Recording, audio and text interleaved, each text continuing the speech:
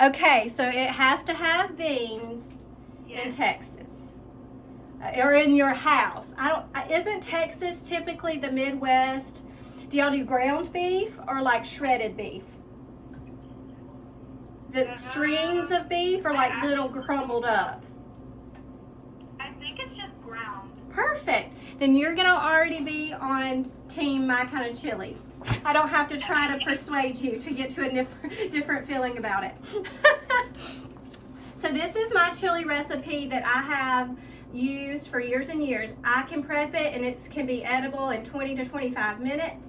The way that we love to do it is I put it on low or in a crock pot for a few hours after it's ready, or I even cook it the day before. Like we've said with a few other things, spaghetti sauce, all kinds of sauces and stuff like that.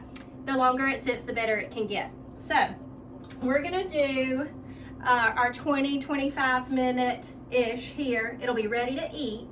But if you do this at home and you have an hour, I would say go ahead and let it go for an hour on low and just let it simmer. Mama, mute your microphone so I don't hear Daddy. It's not him. Okay. All right, thank you. All right, so first things first, when we get our meat started, you want to start your heat on medium to medium high, because you know we've talked about brown food tastes good, and that's where we are headed with this ground beef. Let me turn my light on. How to bring right where my light even was. Okay, here we go. We are going to put in a pound of ground beef here. I've got some 80-20. You can use 85-15. And if you hear me say 80-20, 85-15, that is simply the amount of meat to fat ratio. 15 is going to be your fat, which is flavor. That's why you need some in there. 85 is going to be your meat. You don't have to do it this way, but my preference is grass-fed. It's a very good for you product, and for the money these days there's not a huge difference in the grocery store, FYI. So my heat is on medium high, and so I should hear a sizzle any second now because I just turned it on a minute ago. These glass tops take a little longer than my gas stove back then, but I'm about to get a new gas stove. I'm excited. My upstairs kitchen remodel will be a gas stove situation, and I am excited about that. Okay, so we have our meat in. Now, we have also already talked about the importance of waking up your spices in some of the lessons in the classroom. Getting your spices in will help your flavors wake up. You know, they've been in the bottle a really long time. They've been on a shelf a really long time. Oftentimes, we don't even know how long they've been on there. They have a best by date. But when you put them in at this point, they get maximum exposure to heat, which means they're going to get maximum amount of flavor for your spice. So now that I hear a little bit of sizzle, I'm going to break up my meat a little bit. And after we have this broken up in the bottom of our pan, we are not going to need to touch it for a few minutes. We're going to let the heat do the work. Now in this situation, I did not add any additional fat. There's no oil in the bottom of my pan because like we just talked about, this meat has fat in it. And a 15% fat ratio is enough for me to not need oil in the bottom of this pan. When it hits this heat, that oil is actually, that fat is going to actually extract from your meat and become a layer on the bottom of your pan to create that oil like you had done EVOO or whatever first. So it's already got that in there. As soon as the heat starts, it'll extract and it'll sizzle in its own fat. So the next thing we're going to do is our 2 flavor bombs here for chili. Cumin and chili powder. These are the twin flavor bombs that you're going to use for chili every time. Cumin has a smoky flavor. Cumin is very much like that background taste that's almost like a pepper, because that's what it is, but the drying process makes it very smoky in addition to the mild peppery flavor. It also almost would be described as an earthy, smoky flavor is the way I would say cumin is. And I put in about a teaspoon right then. A little goes a long way with cumin, so you can add more, but I wouldn't overdo it at this point. The chili powder, however, is a little bit more of a mild flavor. So I'm going to do double of the chili powder, which is going to be about a tablespoon. So I did a teaspoon of cumin. I'm going to do a tablespoon of chili powder. And if you want to do more, this is all about your taste buds. You could even go in with a spicy chili powder here. That's totally up to your preference and who you're feeding, but that's just a regular chili powder I'm using. Now I want to tell you, when I first started making chili, I waited until all of my ingredients were in the pot, and this is years and years and years ago. I would wait till all my ingredients were in the pot and cooking, and I'd add my spices last. And I'd always wonder, why am I having to add like half of a jar of chili powder to taste chili at all? It's because I didn't do this step. So this is the part that's going to make the difference between good chili and great chili. If you do this step, you're going to get more bang out of your buck for your spices, number one, and number two, it's going to flat out taste better. So I'm going to work this around a little bit and get my spices with my meat, and it smells like chili already. And like I said, this is a pound of ground beef here. If we had our boys home, this wouldn't even come close to feeding us. This is a little bitty, hey everybody in here batch. This is the 4 people that live here right now, 2 small children and mama and daddy. So if you're making for a bigger family, I'd say double your spices, double your meat. I'd do a 2-pounder, but that's just me. If my boys get there and there's a bigger bean to meat ratio, and not a bigger meat to bean ratio, they're like, Mama, where's the ground beef? Bring on the meat. Okay, so that really looks good. Next thing we're gonna do, if you notice I didn't add my garlic powder and my onion powder here, that's because they don't need the heat at this point. That's a little high for heat for garlic and onion. They can burn and get bitter. You don't wanna do that. This is just the chili and the cumin at this point. So what I'm gonna do now is I'm going to chop an onion, and I'm just gonna give it a regular dice like we rehearsed before. Gonna cut them in half, and then after we've got them in half, we take our fingers, I'm gonna move it to where you can see just to review. Take our fingers, we curl them under, and then we go this way, and then this way. Never, never do this, because you'll get a fingernail trim that you didn't mean to. And we don't want fingernails in our food, and then we don't want to get cut. Okay, so we're going to do this first half of the onion in. And onion will release moisture too. Once the salt gets in the pan, this onion's going to release some liquid, and that salt's going to be what pulls it out. So you're going to notice that you have moisture in your pan that you didn't even put in there. So we're going to go through, and then this way, we're going to turn, curl in your fingers, and go this way. All right. Now, it's up to you how you like to do, but I prefer not to make my dish too spicy because I do have the smaller children. So if it was just me and Richard and the boys, I'd put a jalapeno in here with my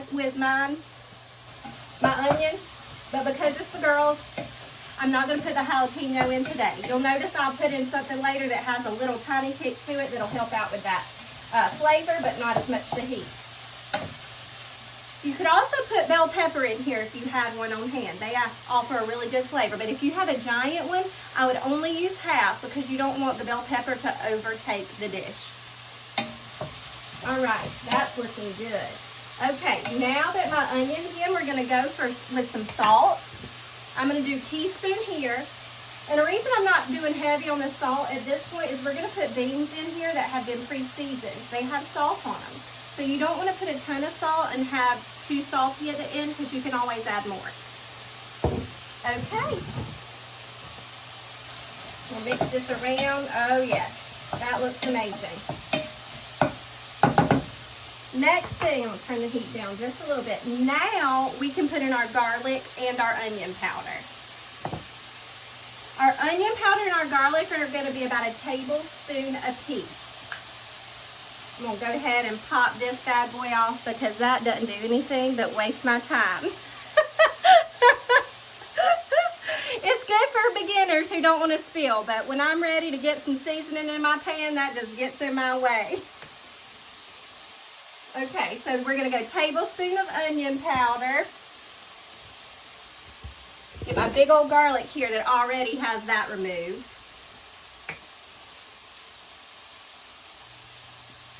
Here we go. Stir this around. And if you'll notice, as soon as that garlic hits the pan, the smell becomes extraordinarily fragrant. And that is what you want. Mix that around. And your spices now are going to be good and awake. Oh, I just realized I forgot my can opener. Let me tell Richard to get me one.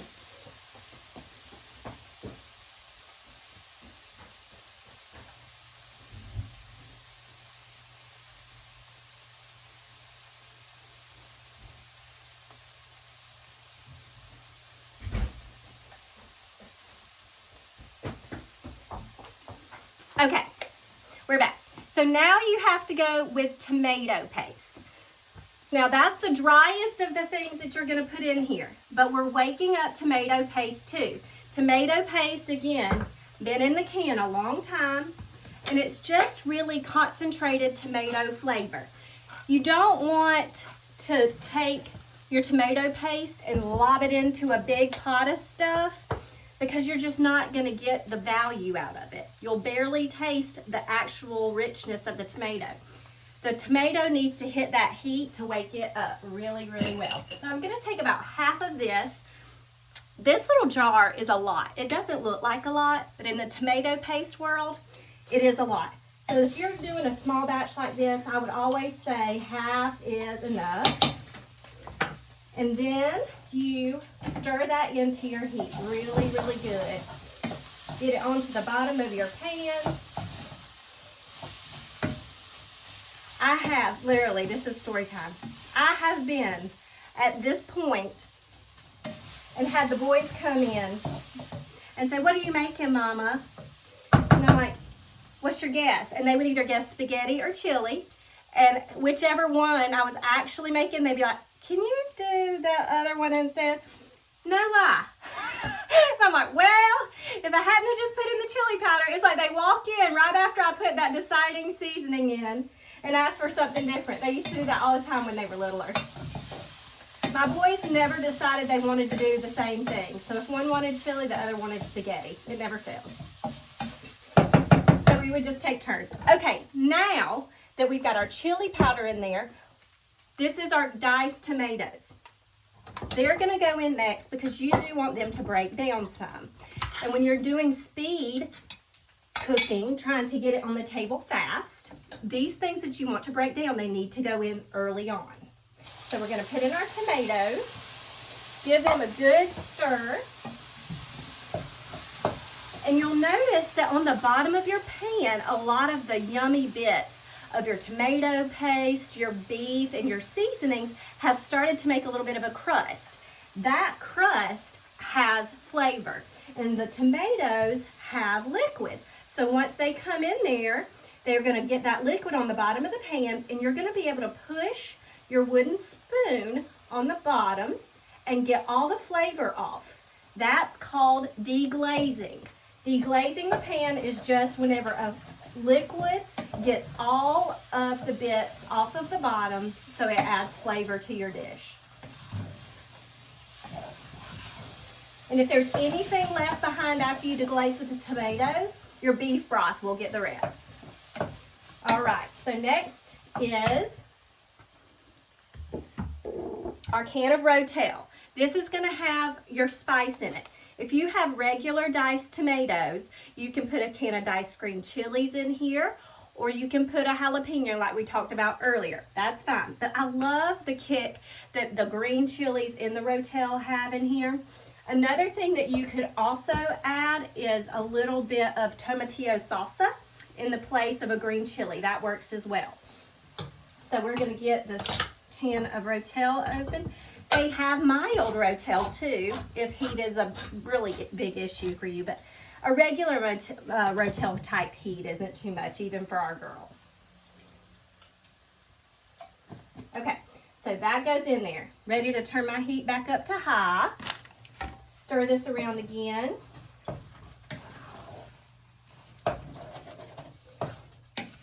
You are gonna laugh, Abby. Last night, Faith and her family had chili. She said we actually ate that last night. So her regular, I'm gonna cook whatever we cook today plan may not work, but yours is gonna work if you want to, I bet. Yes.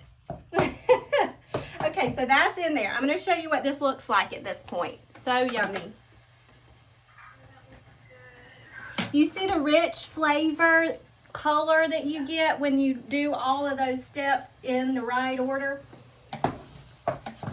Okay, so now it's bean time, girls. We're gonna take our beans. This is a can of seasoned chili beans. You can get them plain where you would rinse them, add them, and add your spices yourself. But this, I love it because it's just the same price as an unseasoned can of beans, and it's giving you more value. So I like to have a seasoned can, one of my can of beans be a seasoned can of chili beans. You just always want to look at your can, make sure the can's BPA free and it's a non-GMO bean, if you can. Okay, so I went in with that. The beans themselves are pinto beans. I do half pinto, half light red or dark red kidney. Depends on you and your taste buds though. My mother-in-law and my sister-in-law, they do all pinto. I think my mom does half and half just like I do. So that is one can of beans. Now this is a regular can of kidney beans, so we're gonna drain him. Just to get off the bulk of the liquid, you don't have to have it all. But the bulk does need to be discarded if it doesn't have any seasonings on it. All right. And I love the color of kidney beans. They're so pretty.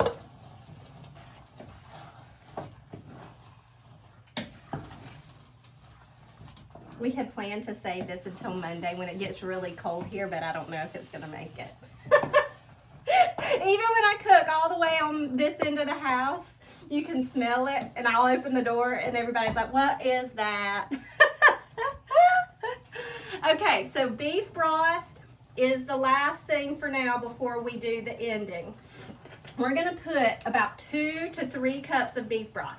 Now this is up to you how much liquid you like in your chili. We like a little bit of a soupy consistency instead of a super thick, but if your family loves a super thick, stop at 2. Stop at 1 if it looks good to you. But for us, I like a good three-ish cups of stock.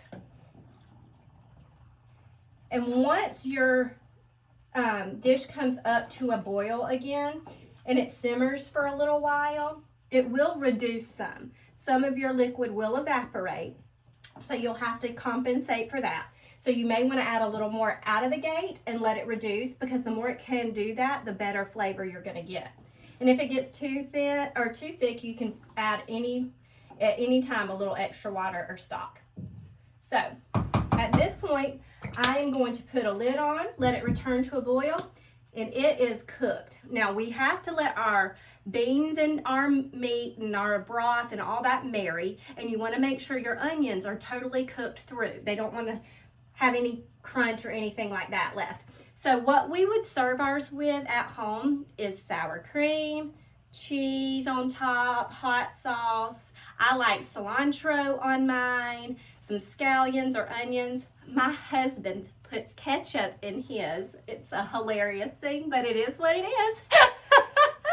He actually has had me put it in the whole pot a few times, and I'm like, I'm just not sure how I feel about it. I like it, but it's not as great as I'm used to. So we just put the ketchup out and let him do his thing. We're all over here with tortilla chips, eating our stuff, and he's got ketchup and Ritz crackers. I don't know what planet he came from. And my daddy does cornbread with his. So to each his own. I've got to get my little garbage bowl out so I don't have to walk to the counter. But I do want to tell you, before I serve this, the whole pot gets a good little handful of cilantro in the last few minutes. That will amp up the freshness of the pot without it being overwhelmingly herby, because it does cook a little bit. So So people that don't love cilantro, they're not gonna oppose this because it does cook and it's not gonna get your mouth like, ooh, what's that different flavor? It's gonna just add a little bit of variation to what can be like a really one note, rich flavor. So, where did I put that vegetable? There it is. Okay, so I'm gonna get my cilantro over here and get to chopping on it. Now, I do like to chop it pretty fine, and the reason that I do that for this is it's a great application for your cilantro stems. Don't throw those things away. They are packed with flavor, and guess what? You pay for them. Anything you get at the grocery store, whether you're gonna eat it or not, you're gonna pay for it. So let's use them. Let's make it count. I don't think they give me anything free at the grocery store. They used to give me a free cookie for my boys, and they stopped that a long time ago. I have to pay for the ice cream my girls get at the grocery store. Some grocery stores do fruit free now, and I really like that. But my girls are like, fruit? I want some ice cream. I want a cookie. Okay, so what I'm gonna do, this is gonna look backwards. This is my cilantro. This part we're gonna use for garnish, but we're gonna flip him upside down, and this part's going in. So all together, it's gonna be probably about a couple of tablespoons, a fourth a cup. We talked about how those two measurements are very similar of these little cilantro stems. If you have a very thick, very woody cilantro stem, I would hold out that one because this isn't gonna cook an incredibly long time. And I would save that for making a long cooked chicken stock or something, because if you make like a yummy Southwestern Latin style chicken stock, cilantro is a perfect addition to that. So our stems are gonna go in right here. Oh, girl, I'm gonna bring you in and let you look at it again. Oh my goodness, yes. Enough to make you hungry, isn't it? I'll bring in this camera for Faith to see too. Look, Faith, there's the chili pot. There we go. Okay. Now I'm gonna stir this up. It's just now returning to a little bit of a boil. And like I said, I wasn't watching exactly what time I put that meat in the pot, but 20 minutes seems pretty close because it's 1:24. Everybody's in there doing their thing. All right, what are your chili toppings? What do you like on yours, babe? I normally do like cheese and sour cream, and I do a bunch of extra salt and pepper. Okay. When my mom makes it, it definitely needs it.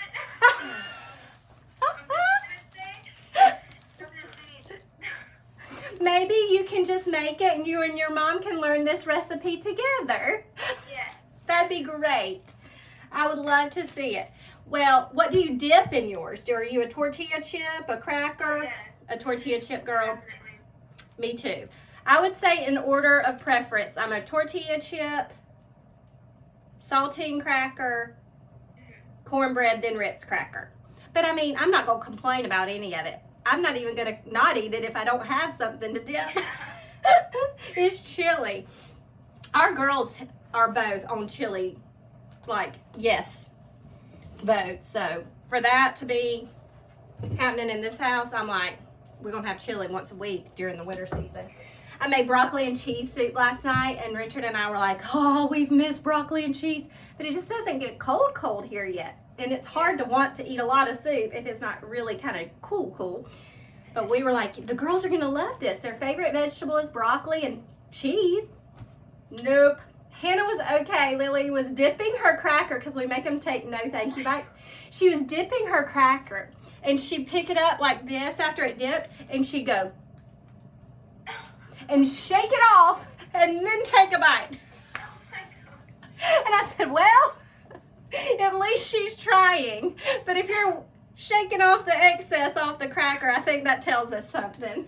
Yeah. Okay, I'm going to get a little bowl. It's going to take the last 2 or 3 minutes of this thing for me to be able to try it without burning my face off. But it is what it is. It may be worth it. We actually, on Friday nights, because we go to church so late, this may be the perfect thing to already have on hand when I get home and just stick it back on the stove. Yeah. Or, better yet, I'll just put it in the crock pot and it'll be ready when we get here. Thinking ahead. Okay. Yeah, this is a full rolling boil. Now this is what, if it's boiling like this, I'll show you. If it's boiling like this, once it gets there, you want to turn it back. You want to turn your heat. That's called a rolling boil. And that's really, really hot. So you don't want to leave something on the stove that's rolling that hard. So you turn it down to what we call a simmer, which would be a low, medium low heat, depending on your stove. Mine, it's going down to a 2. And once it has those smaller, more occasional bubbles, that's where you can leave it. Usually covered, but doesn't have to be for its longer cooking if you want it to go longer. But if you are going to walk away, I would say cover it without a doubt for 2 reasons. Number 1, it's safer to not pop out. And number 2, the reducing is going to happen slower when it's covered. So it's not going to run out of liquid if you walk away for a few minutes and like burn on the bottom that way. All right. I'll tell you the truth. This is going to burn my face off. So I'm going to take a small ladle and just start blowing now. This is what my boys would call liquid hot magma. We have a soup that I make, and it's also a Latino style soup. It's my chicken tortilla soup. I think I've taken a picture of it and sent it to you girls before. And because it has Velveeta cheese in it, it has to be at a very high temperature for the Velveeta to melt and not be still in chunks. So I have to get it pretty hot, and then they're ready to eat. They're like, I don't want to wait. So they put it in their bowls and they're like, oh, this is liquid hot magma. Oh my God. And if you'd have waited 10 minutes and let it cool, it wouldn't have been. So that's what we would call liquid hot magma soup right there.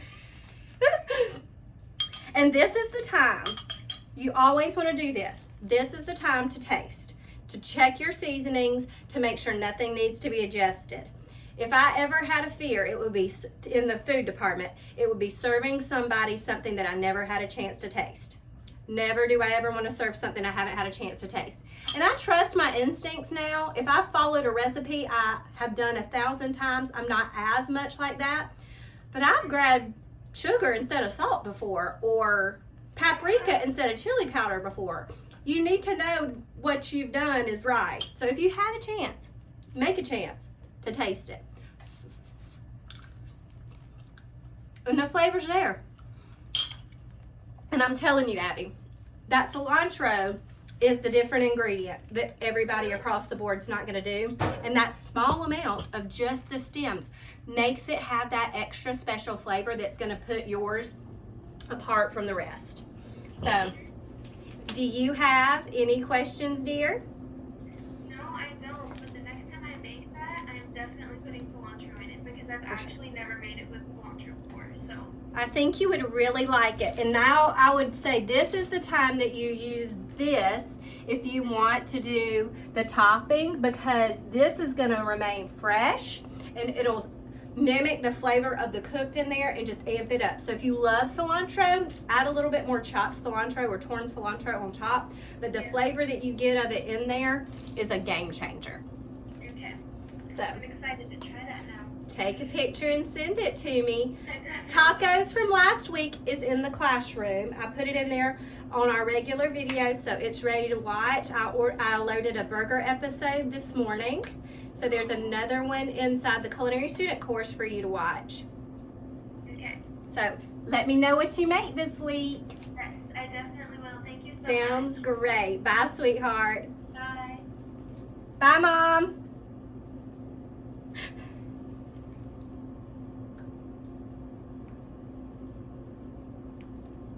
Bye. Bye. Love you. That's Love you great. too. Thank you. I might be doing that tonight. Perfect. Add you some cilantro. That's all. I think that's 3 quarters. Ooh.